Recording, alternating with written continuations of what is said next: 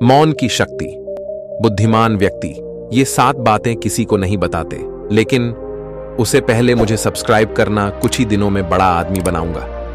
हम इस बात को देख पाए या भले ना देख पाए, पर यह असल सत्य है, क्योंकि जाने अनजाने मूर्खता, बस हम खुद ही अपनी वह बातें दूसरों को बता देते हैं जो हमें कभी नहीं बतानी चाहिए, और वही बातें जो जाने अनजाने में हमने किसी दूसरे के सामने बता दी थी।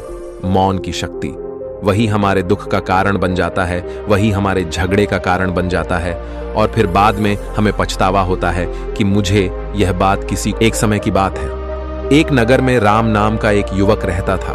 वह युवक बहुत गरीब था, कुछ पैसा नहीं था। उसके पास 2 वक्त की दाल रोटी भी बड़ी मुश्किल से उसको नसीब होती थी। किसी काम की तलाश में दिन रात खोज करने पर भी उसे कोई काम नहीं मिल रहा था। मौन की शक्ति। फिर एक दिन उसने अपनी पत्नी के सामने अपनी सारी समस्या बता दी। उसने अपनी पत्नी को कहा कि मैं जिस जगह भी काम मांगने के लिए जाता हूं, तो हर कोई मुझे यह कहकर काम नहीं देता कि हमारे यहां काम की जरूरत नहीं है। मैं काम की तलाश कर करके थक चुका हूं। मुझे समझ नहीं आता कि मैं तुम लोगों का पेट कैसे भरूं, अपने बच्चों को कैसे पालूंगा, और यह चिंता मुझे दिन रात खाए जा रही है। यह सुनकर उसकी पत्नी ने कुछ सोचकर कहा कि तुम एक आदमी के पास सिर्फ एक बार ही काम मांगने के लिए जाते हो, और जब वह काम नहीं देता, मौन की शक्ति, तो तुम दोबारा उसके पास जाते तक नहीं हो। अगर तुम्हें उनसे काम लेना है तो तुम्हें हमदर्दी जतानी होगी, तुम्हें उनसे हमदर्दी हासिल करनी होगी, अपनी गरीबी दिखानी होगी, ताकि वह लोग तुम्हारी मजबूरी समझकर तुम्हें काम पर रख ले। इसलिए शर्म मत करो, उन्हें अपनी मजबूरी बताओ, अपनी गरीबी बताओ, और इसी उपाय से तुम काम पा सकते हो। यह बात राम की मस्तिष्क में बैठ गई, और अगले दिन काम मांगने के लिए वह उसी सेठ के पास जा पहुंचा जहां पर वह पिछले दिन काम मांगने के लिए गया था। मौन की शक्ति। लेकिन इस बार उसने हाथ जोड़कर उस सेठ से प्रार्थना की, उससे विनती की कि वह बहुत गरीब है और उसे काम की बहुत आवश्यकता है। वह जो कुछ भी उसे देंगे वह उसमें संतुष्ट हो जाएगा, पर कृपया करके मुझे अपने यहां काम पर रख ले। उसकी यह हालत देखकर उस सेठ ने उसे अपने यहां काम पर रख लिया। मौन की शक्ति। वह रोज वहां पर काम पर जाने लगा। अंदर ही अंदर वह खुश तो था कि उसे काम तो मिला, लेकिन उसे वेतन दूसरे लोगों से कम मिलता था। वही काम जो दूसरे लोग कर रहे थे, उन्हें ज्यादा वेतन मिल रहा था, और इसे कम वेतन मिल रहा था। जब इस बारे में उसने अपने सेठ से कहा, तो सेठ ने कहा कि देखो भाई, तुम्हें काम की जरूरत थी। मौन की शक्ति। मैंने तुम्हें काम दिया, मेरा धन्यवाद करने की बजाय तुम मुझसे शिकायत कर रहे हो। यह कैसी बलवंतशाही है। यह सुनकर राम वहीं पर चुप हो गया। बात कहीं ना कहीं सत्य थी, सच थी। सेठ ने तो उसे उसकी मजबूरी के हिसाब से ही काम दिया था, और इसीलिए वह उसे अपने अनुसार ही वेतन देता था। लेकिन धीरे धीरे उसने यह बात अपने सगे संबंध संधियों और अपने दोस्तों को भी बताना शुरू कर दी कि उसका सेठ कैसा आदमी है, मौन की शक्ति, और उसे कितना वेतन देता है। समय बीतता रहा और राम पूरी लगन के साथ अपना काम करता रहा। लेकिन अब परिस्थितियां बदलने लगी थीं। सेठ अब राम से दूसरे लोगों से ज्यादा काम लेता था और उनसे कम वेतन उसे देता था। यह बात राम के मन को बहुत खलती थी। वह दूसरों से ज्यादा मेहनत कर रहा है और उनसे कम वेतन पा रहा है। इससे उसके आत्मसम्मान को बहुत गहरी चोट पहुंची। अब धीरे धीरे उसका मन अपने काम से हटने लगा। उसका मन काम में लगता ही नहीं था। जाहिर सी बात है कि ऐसी जगह किसका मन लगेगा जहां आदमी को अपने आत्मसम्मान के साथ समझौता करना पड़े। इसीलिए जल्द ही उसने अपना काम छोड़ दिया। मौन की शक्ति। और वह घर पर आकर खाली बैठ गया। अब उसके पास घर का खर्चा चलाने के लिए भी पैसे नहीं बचे थे। इसीलिए उसने अपने सगे संबंधियों और अपने दोस्तों से सहायता मांगने शुरू की। लेकिन उसके दोस्त उसके सामने तो उसे दया का पात्र समझते थे, एकांत में उसे दिलासा देते थे, लेकिन पीछे से उसका मजाक उड़ाते थे। वह कहते कि कितना बेवकूफ है, सेठ ने इतना काम लिया और बेचारे को पैसे भी नहीं दिए। अरे हम इसको पैसे दे दें तो यह कल हमारा भी पैसा नहीं वापस कर पाएगा। इसकी ऐसी हालत है, काम तो इसके पास कुछ है नहीं, पैसा कहां से लाकर देगा। मौन की शक्ति। और इसी वजह से राम की हालत दिन पर दिन खराब होती जा रही थी। अब वह दिन रात तनाव में रहने लगा था। वही दोस्त, वही सगी संबंधी जो उसके अपने होने का दिखावा करते थे, वह उसे दया का पात्र समझ रहे थे। उन्हें उसके ऊपर तरस आ रहा। सब लोग आकर उसे ध्यान तो बहुत देते थे, लेकिन कोई सहायता नहीं करता था। और अक्सर ऐसा ही होता है, ज्ञान देने वाले तो बहुत मिल जाते हैं, लेकिन मदद करने वाले, उंगली पकड़कर, हाथ पकड़कर आगे चलाने वाले कितने लोग मिलते हैं। मौन की शक्ति। फिर एक दिन उसे पता चला कि पड़ोस वाली गांव में एक बौद्ध भिक्षु आया हुआ है जो बहुत ही ज्ञानी है।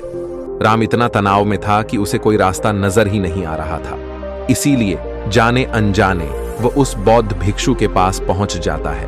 वहां पहुंचकर वह सीधे उनके पैरों में गिरकर रोने लग जाता है। वह रोते रोते उन्हें अपनी सारी परिस्थिति बताता है। उसे बताता है कि किस तरह उसके सेठ ने उसका फायदा उठाया और उसके सगे संबंधी उसके साथ कैसा व्यवहार रखते हैं। सारी बातें सुनकर बौद्ध भिक्षु ने उसे चुप कराते हुए कहा, मौन की शक्ति, कि भंते, यह सारी समस्याएं तुम्हारी बुद्धिहीनता, तुम्हारी मूर्खता के कारण उत्पन्न हुई है।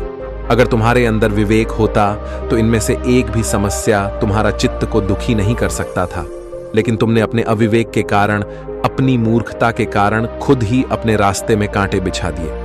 परंतु आज मैं तुम्हें 7 ऐसी बातें बताने जा रहा हूं जो भूल कर भी किसी को मत बताना, और इन बातों का अनुसरण करते हुए तुम बाहर से मिलने वाले दुखों को तो दूर कर ही सकते हो, जो बेवजह दुनिया की वजह से तुम्हारे अंदर पनपते हैं।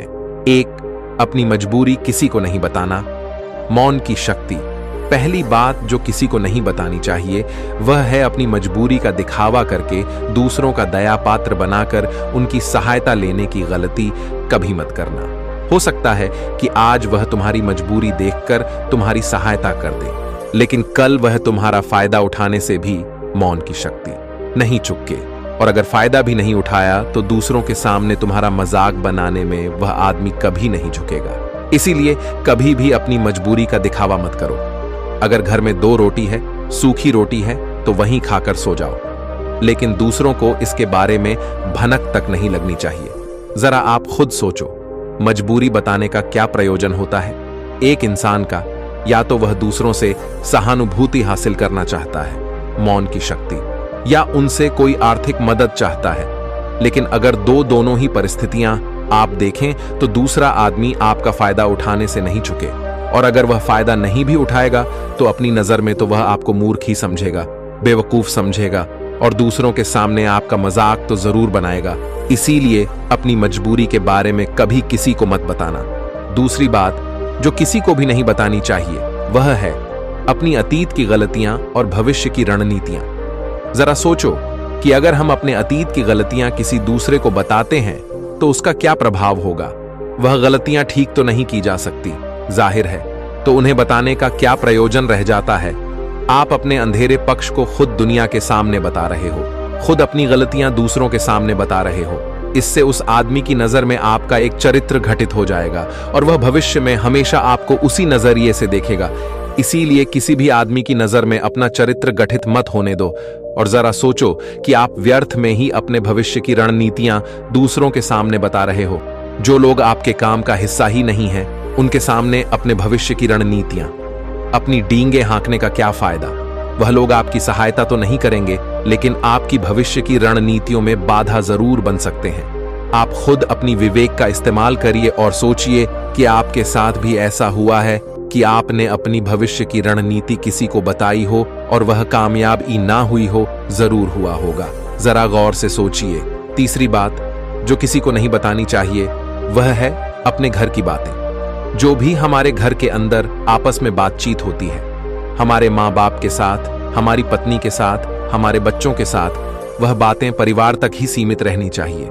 अगर आप इन बातों का दूसरों के सामने ढंडोरा पीटते हो तो दूसरों को आपके घर में घुसने का एक मौका मिल जाता है और वह इसका फायदा उठाने से कभी नहीं चूक। वह आपके परिवार के सदस्यों को आपसे दूर लेकर जाने की कोशिश करेंगे। सर, ऐसा होता है, हम समाज में देखते हैं कि हम अपने घर के झगड़ों को कम करने के लिए उन झगड़ों को अपने पड़ोसियों और दूसरे सगे संबंधियों को देते हैं, लेकिन इससे आपको सहायता कभी नहीं मिली होगी, बल्कि आपके घर की लड़ाई झगड़े और ज्यादा बढ़ गए होंगे, और वह जाहिर है वह बढ़ेंगे।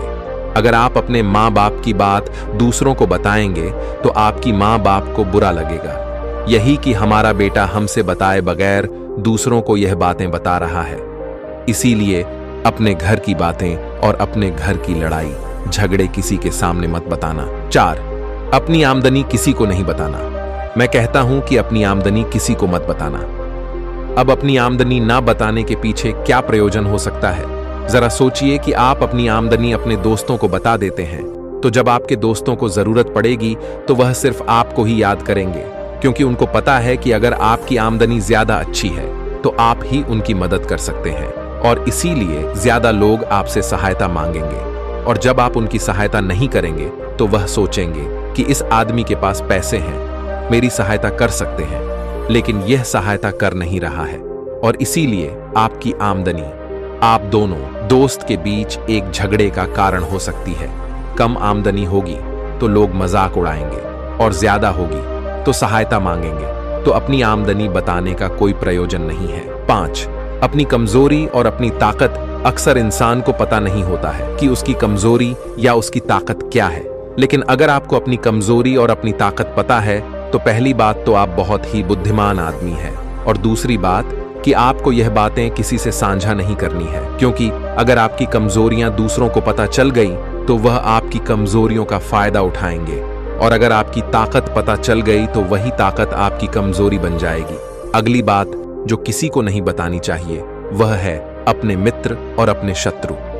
आप अपने मित्रों के बारे में अगर दूसरे लोगों को बताएंगे तो वह आपके मित्रों के साथ अपनी घनिष्ठता बनाकर आपको धोखा दिलवा सकते हैं, आपके गहरे मित्रों को आपसे दूर करने का प्रयास कर सकते हैं। अक्सर आम आदमी ऐसा नहीं करता, लेकिन आपके दुश्मन ऐसा करने की कोशिश कर सकते हैं, और दूसरी तरफ आपके शत्रु का भी किसी को नहीं पता लगना चाहिए, क्योंकि आज जो आपका मित्र है अगर कल वह आपका दुश्मन हो गया तो वह आपके दुश्मन के साथ ही मिलकर आपको परास्त कर सकता है, आपको धोखा दे सकता है। इसीलिए अपने सबसे अच्छे दोस्तों को भी अपने दुश्मन के बारे में कभी मत बताना। 6. अपने दान के बारे में किसी को नहीं बताना।